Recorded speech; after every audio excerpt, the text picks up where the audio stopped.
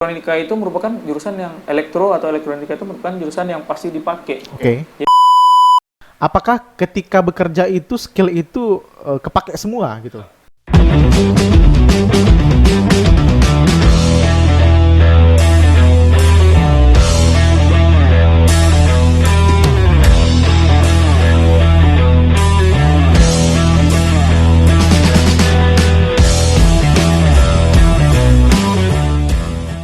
Yang aku tanya sekarang itu adalah ketika kita tamat nih, misalnya aku teknik arsitektur, terus bro jurusan teknik elektronika, kan sama-sama teknik tuh, cuman kan bedanya S1 sama D3.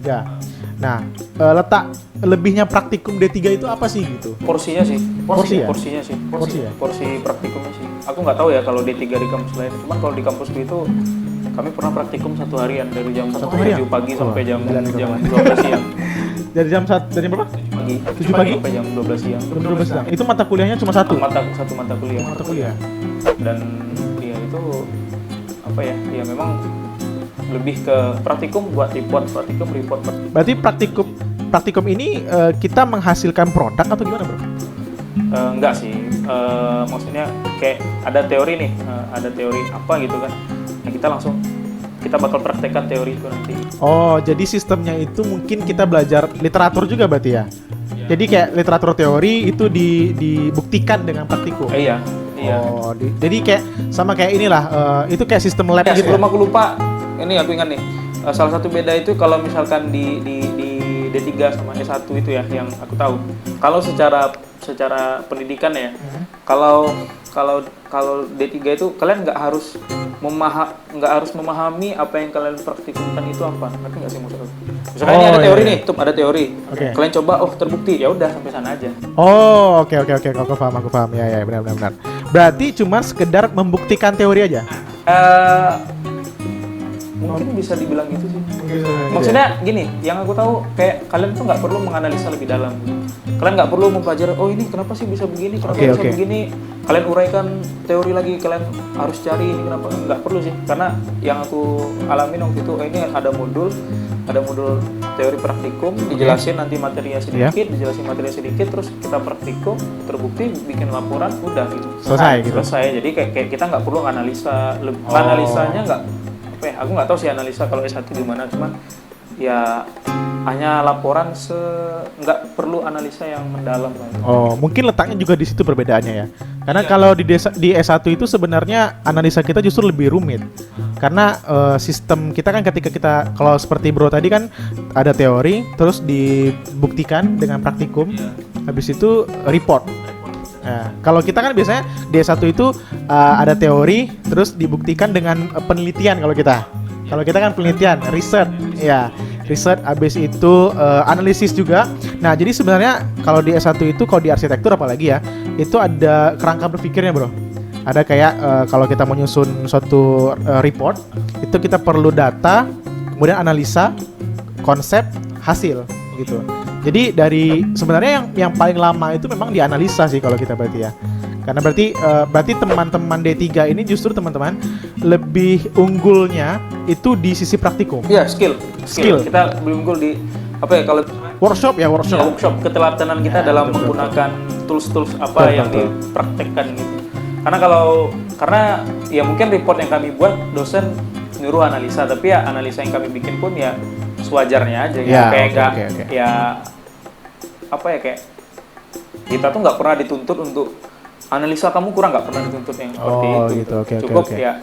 Berarti cukup sekedar setelah pembuktian praktikum. Ya udah, terbukti atau enggak? Atau enggak? Berarti kayak ilmu pasti dong ya, iya atau enggak gitu ya. Maksudnya terbukti atau enggak, terus perbandingan sebelum praktikum atau dengan sesudah praktikum itu apa? Kalau misalkan ada sebelum dan sesudahnya gitu. Kalau misalkan enggak, ya terbukti atau enggak, ya datanya diambil, bandingkan teori dengan hasil praktikum tadi, ya udah. Nggak perlu dianalisa lebih dalam. Kayak mungkin S1 ada, coba ganti dengan ini, apa yang terjadi gitu. Kalau misalkan ganti dengan apakah kita akan menemukan sesuatu gitu kan. Betul. Nah, mungkin dia satu kayak gitu, cuman kalau kami enggak sampai segitunya. Ya soalnya kalau aku di D1 juga di S1 juga nih ya, sorry. Di S1 juga itu kalau di arsitektur sih memang ada sih yang kayak kalau misalnya ini nggak bisa diganti apa gitu. Ini nggak bisa diganti apa. Jadi kayak alternatif gitu. Iya. Nah, itu sistem di kuliahan ya, Bro. Ya, ini yang aku rasain ya, Ya, yang aku rasain ini ya. Dan disclaimer dulu ya. Iya, Jangan- iya, ini yang aku rasain dan mungkin nggak semuanya sama gitu.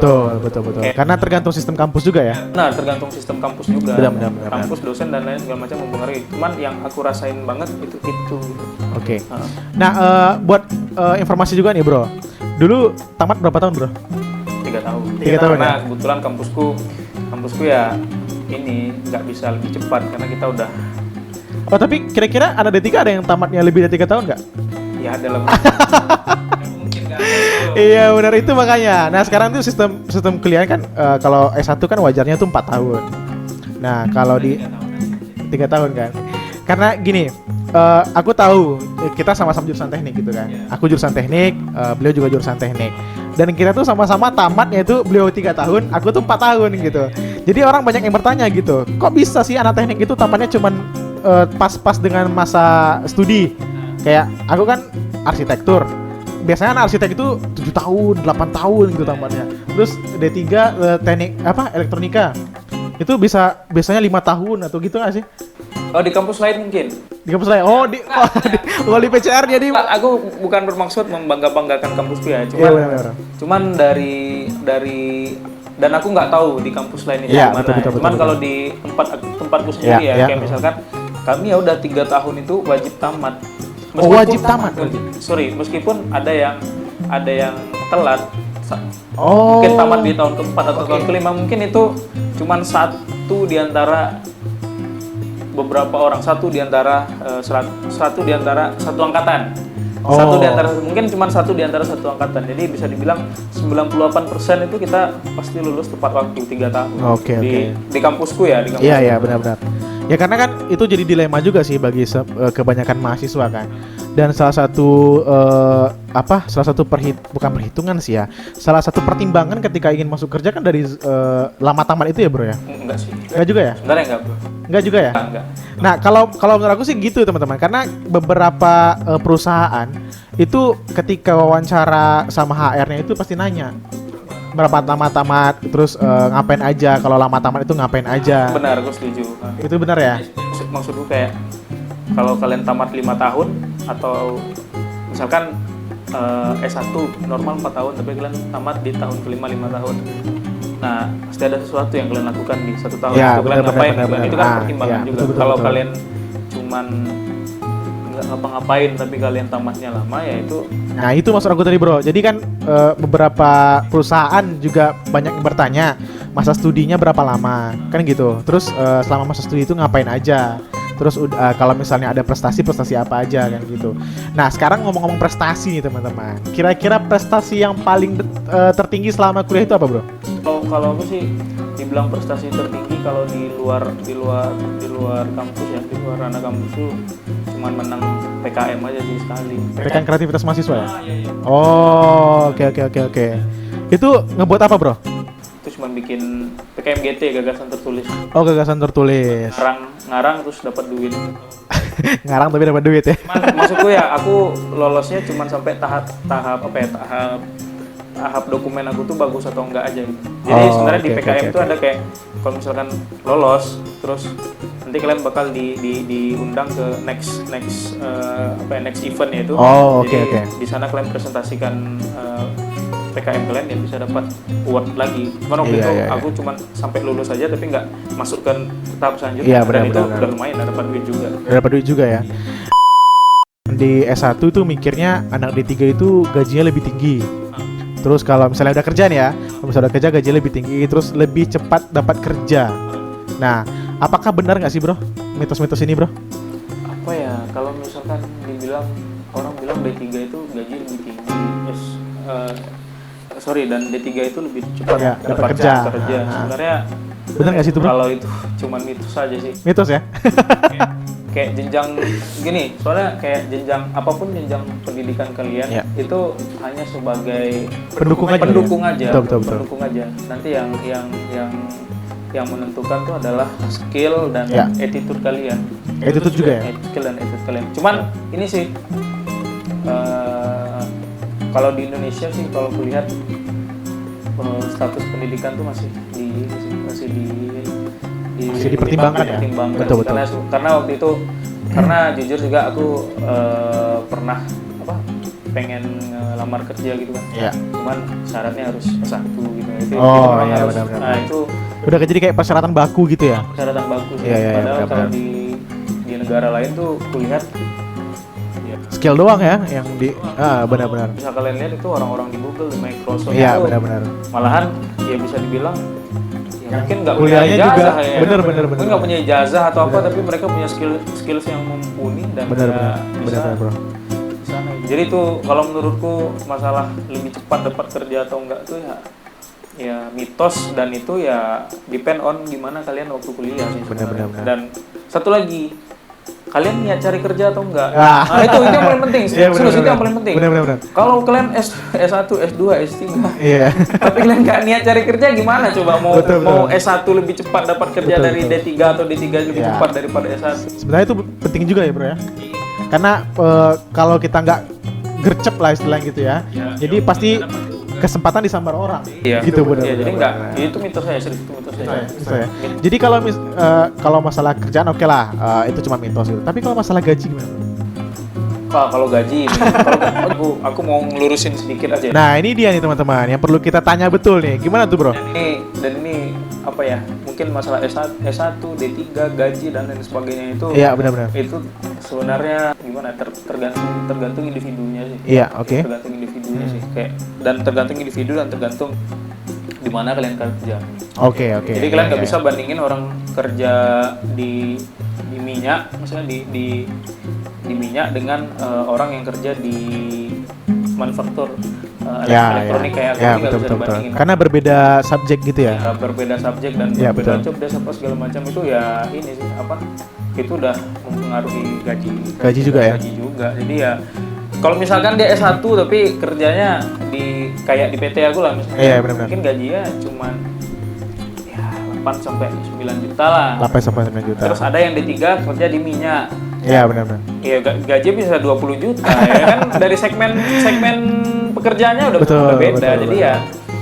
Jadi ya enggak ini sih enggak. Tergantung itu juga sih kali mengenai tergantung resiko pekerjaannya juga Resiko kali ya. pekerjaan. Nah, tapi kalau kalian bandingkan di yang sama ya, misalkan di tempat kerja yang sama dengan pendidikan yang S1, D3 itu udah jelas kalau misalkan D3 pasti di bawah S1. Ya benar-benar. Tapi itu kan itu sebenarnya adalah basic. Dari basic ya. Benar, Nah, standarnya kayak gitu. Benar. Oke teman-teman, cukup panjang nih pembicaraan kita bro mengenai S1 dan 3. Sebenarnya kalau dikupas panjang lebar juga nggak habis-habis sebenarnya bro ya. Karena juga masing-masing orang tuh punya sudut pandang gitu kan. Tapi ini mungkin aku ambil sudut pandangnya dari teman aku, sahabat aku yang D3 dan aku sendiri yang S1 gitu. Karena kita pasti membandingkan pengalaman kuliah, kerja dan juga kerja ini kan. Dan juga masalah gaji nih. Tapi kalau menurut aku sih perbedaan antara S1 dan D3 itu ya gak jauh beda sih sebenarnya.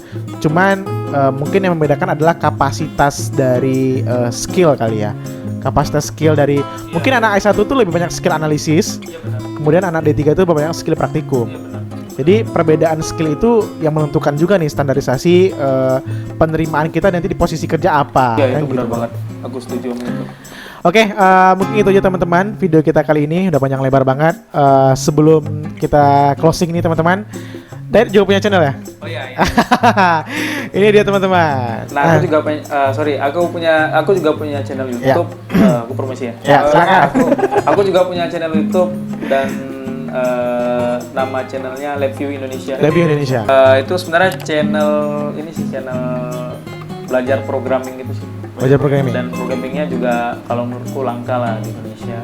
Oh, Jadi, oke. Langka, serius kalian harus dan salah satu alasan aku bisa bekerja di PT aku yang sekarang dan bersaing dengan S1 yang lain dan sejajar dengan mereka itu salah satu karena ini. Karena LabView ini ya. Karena ini. Karena ya. ini, Dan kalian oke. ya Mesti subscribe ya? Iya, subscribe. Dan Nanti channelnya link channelnya aku letakkin di deskripsi. Oke teman-teman. Oke, itu aja teman-teman pembicaraan kita dengan sahabat aku Maul Hidayat. Mungkin next time kita bakal bincang-bincang hal lain juga ya bro. Bincang-bincangin hal-hal yang bersangkutan dengan pendidikan boleh, dengan pekerjaan mungkin kalau teman-teman ada yang mau pengen tahu bisa ditulis di kolom komentar, apalagi di spesialnya di Batam nih bro ya, karena kita domisili juga di Batam sekarang nih ya. mungkin kita nanti bikin video motivasi kuliah lah. Wah boleh banget teman-teman. Bagi yang pengen tahu, wes pinter nih memang. Oke teman-teman, next time kita mungkin bakal ceritain tentang apapun yang berhubungan dengan dunia pendidikan ya, insya Allah ya bro. Dan teman-teman mudah-mudahan video ini bermanfaat untuk teman-teman semua. Jangan lupa tinggalin like, comment, dan subscribe-nya, dan jangan lupa juga singgah di channelnya Maulud nanti. Thank you very much teman-teman. Keep positive, semangat kreatif. Assalamualaikum warahmatullahi wabarakatuh. Thank you bro.